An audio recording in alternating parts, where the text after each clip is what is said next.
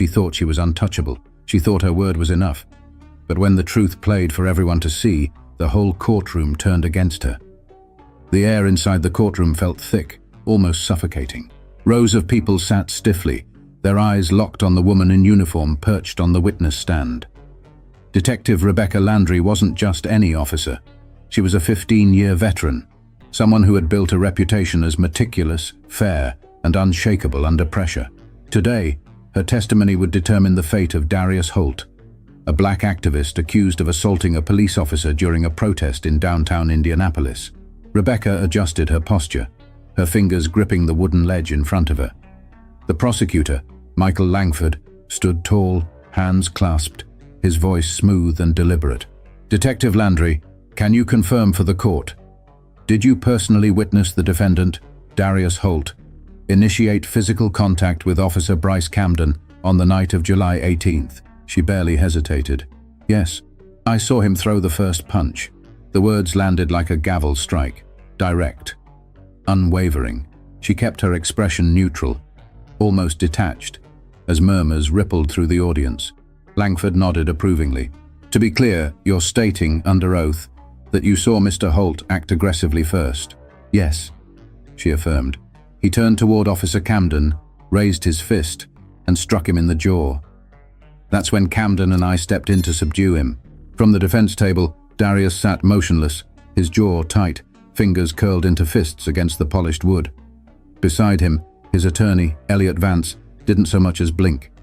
If anything, he looked almost bored. Rebecca knew how this worked. Defense attorneys always wore that same expression, like they had something up their sleeve, like they were just waiting for their turn to tear her apart. But there was nothing to challenge. She had given a statement. The facts were on her side. Langford continued, his voice steady. "Did Mr. Holt say anything before attacking Officer Camden?" Rebecca tilted her head slightly. "He was agitated, yelling at the officers.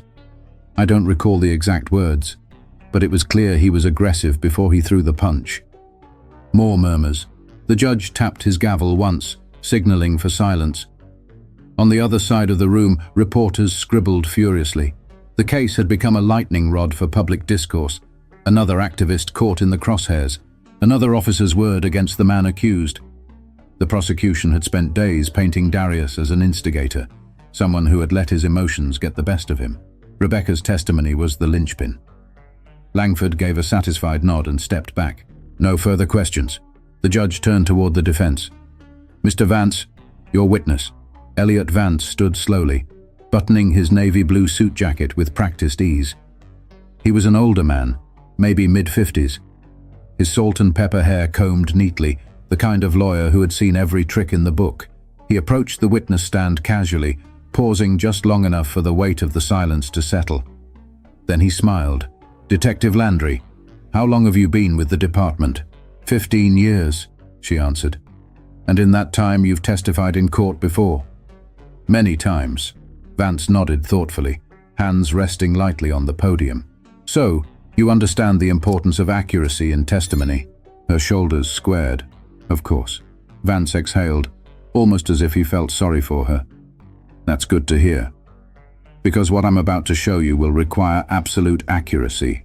He turned toward the defense table where his assistant was already setting up a screen.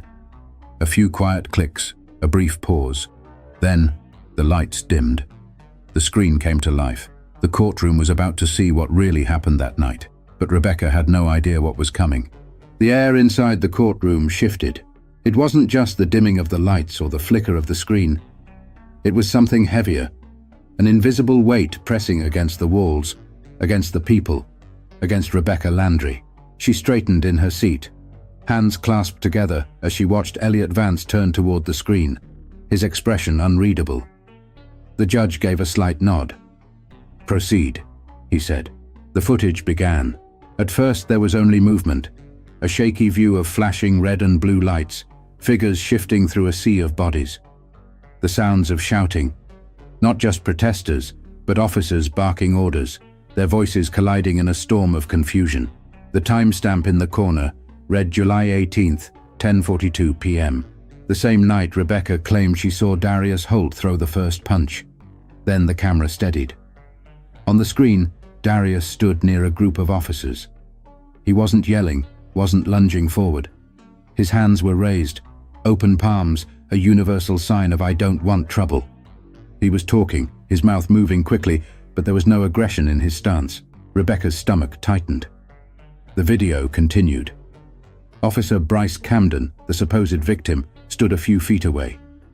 He was the one moving toward Darius, jabbing a finger at his chest. Darius took a half step back, his arm still raised, but Camden closed the gap. The shove came fast, unexpected. Camden pushed Darius hard enough that his heel caught on the curb and he staggered. Another officer rushed in, grabbing him by the collar and yanking him down. Rebecca's pulse thumped in her ears. Darius never threw a punch, not before, not after. The room was dead silent, the only sound coming from the screen. Muffled yelling, a scuffle, a voice shouting, "Get him down! Get him down!" Then came the unmistakable crack of a baton hitting pavement.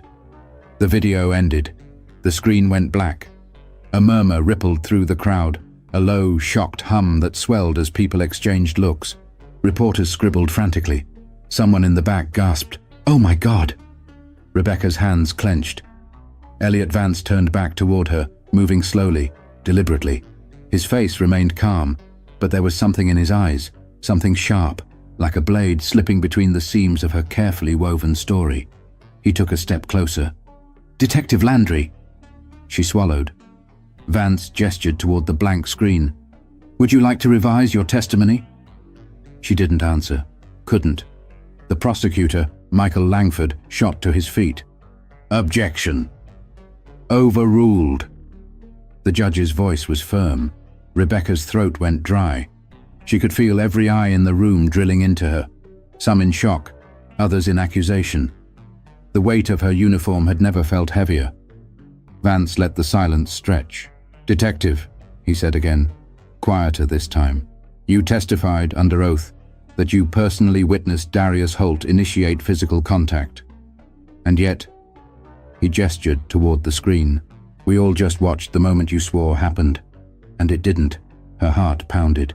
"You didn't see Darius attack Officer Camden, did you?" Vance's voice was softer now, almost gentle. "You weren't close enough. You only saw the aftermath, the takedown, and instead of saying, 'I don't know,' you filled in the blanks." Rebecca forced her lips together. The room was too still, the moment stretched too thin. The prosecutor cleared his throat. "Detective, answer the question." Her voice barely rose above a whisper. "I..." But then from the back of the courtroom, a voice cut through the tension. "Liar!" The outburst hit like a slap.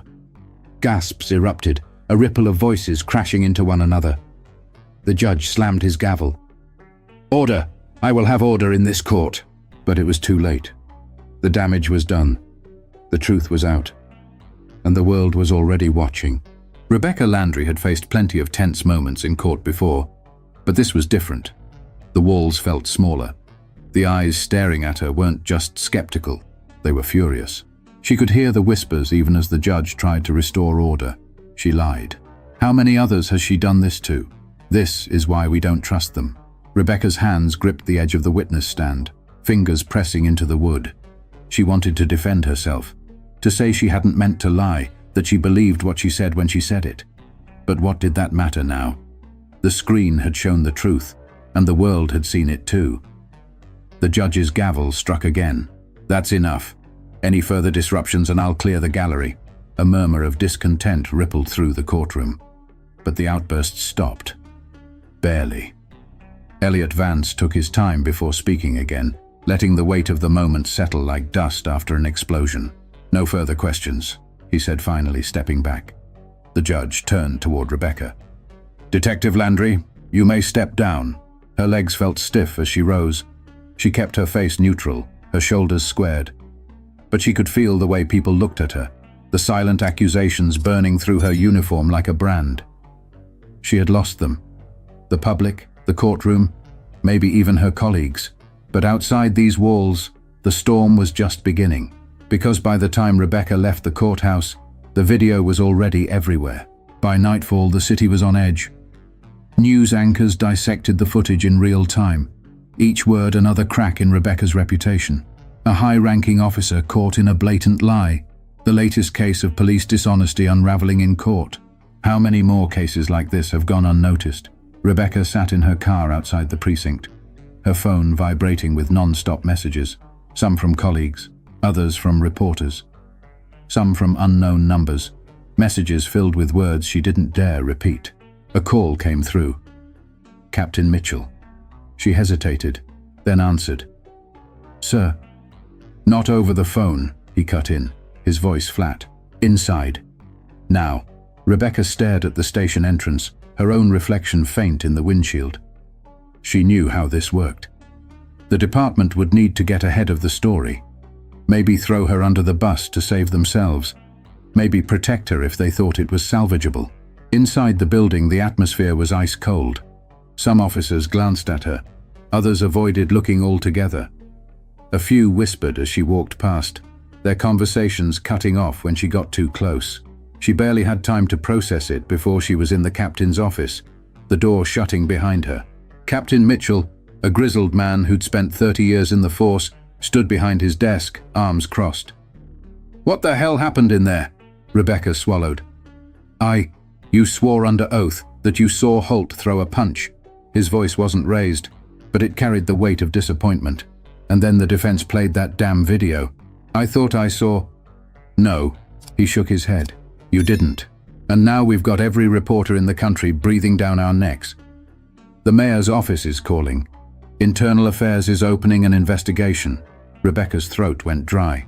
"Internal Affairs." He exhaled, rubbing his temples. "This isn't just about you, Landry. It's about the department, about public trust. People are already marching downtown. If we don't handle this right, it won't stop at protests." She knew what he meant. The city had seen unrest before.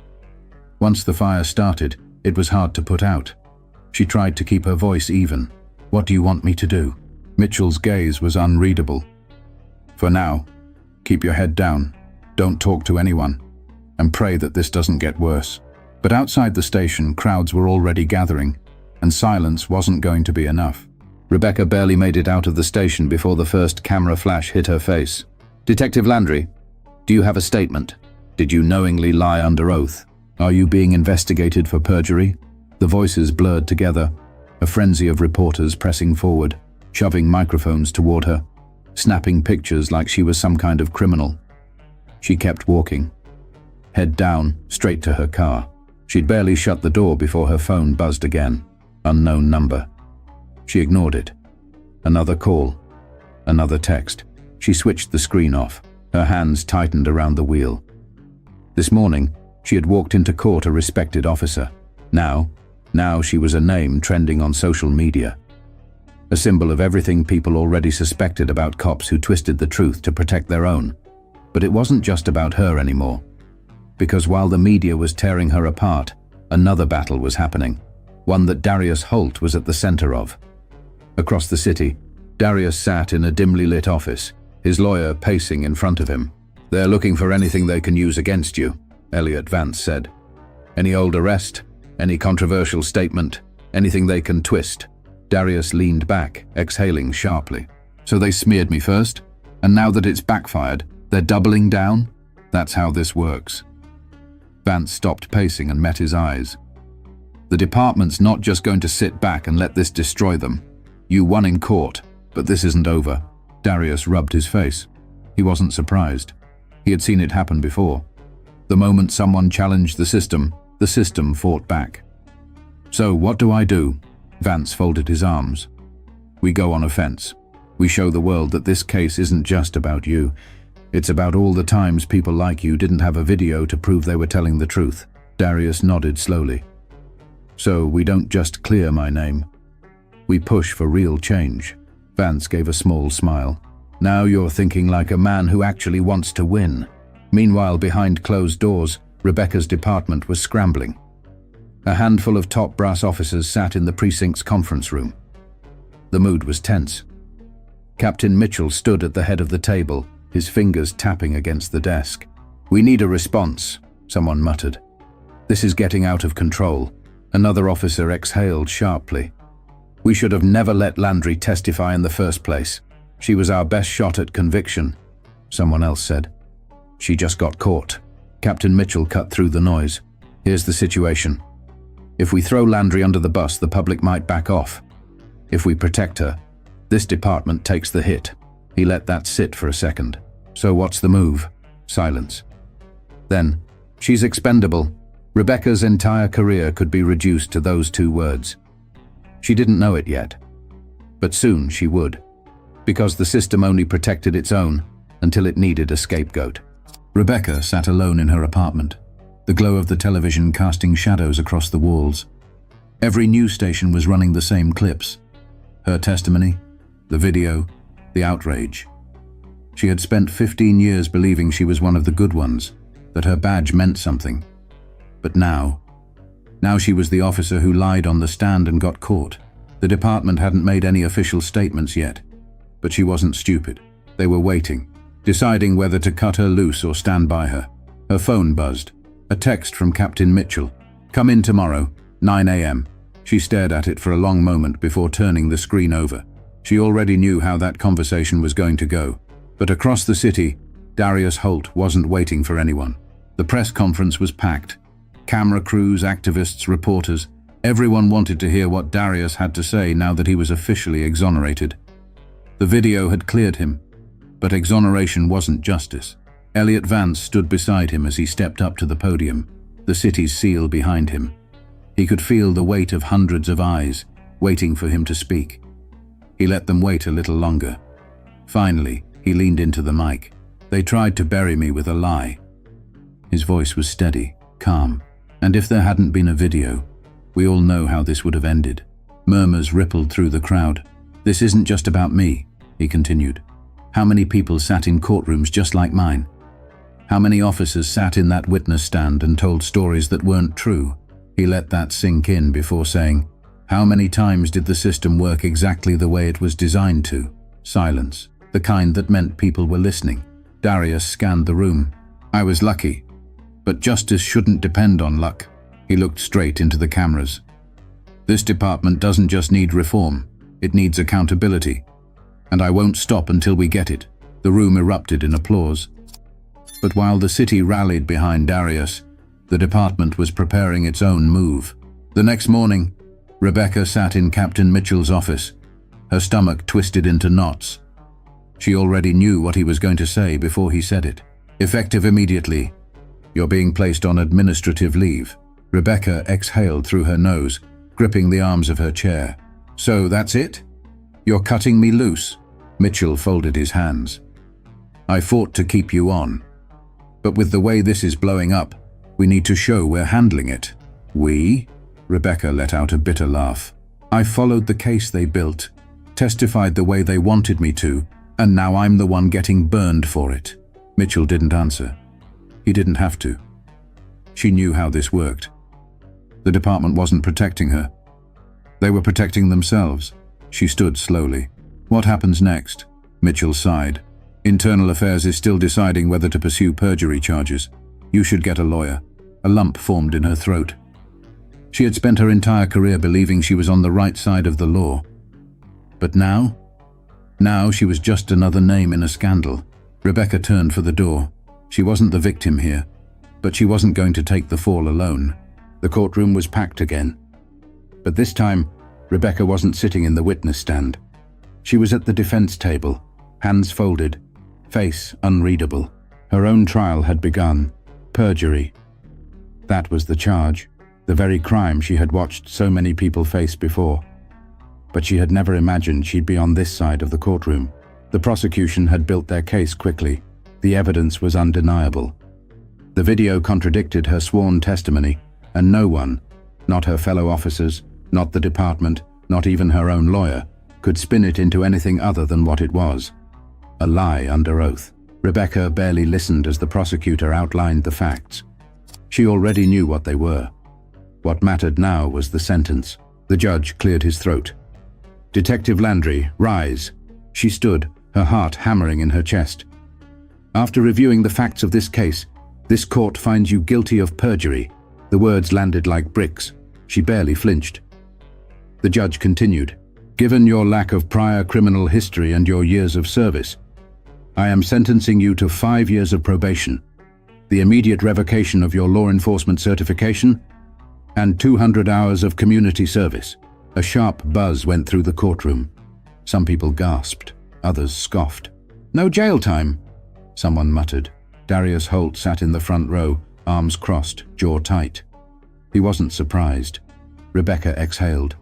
She had lost her career, her reputation, her future.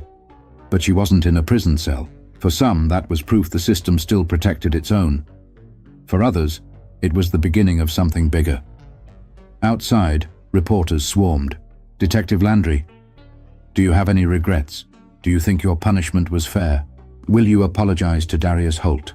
Rebecca kept walking. But then, she stopped, turned, met the cameras head-on. I was wrong, she said, her voice steady. I should have told the truth. Silence. They hadn't expected her to say that. But one officer telling the truth too late isn't justice, she continued. The system let me lie. The system let me walk. The murmurs grew louder.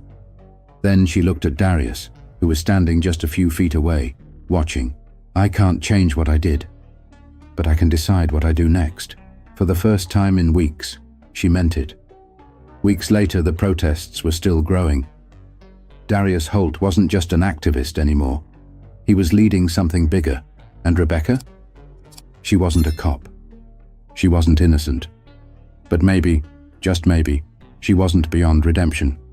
Because breaking the cycle starts somewhere. And for both of them, this was just the beginning. If this story resonated with you, don't let it stop here. Real accountability doesn't happen on its own. Keep asking questions. Keep pushing for the truth. And if you believe that justice should be more than just a headline, make your voice heard.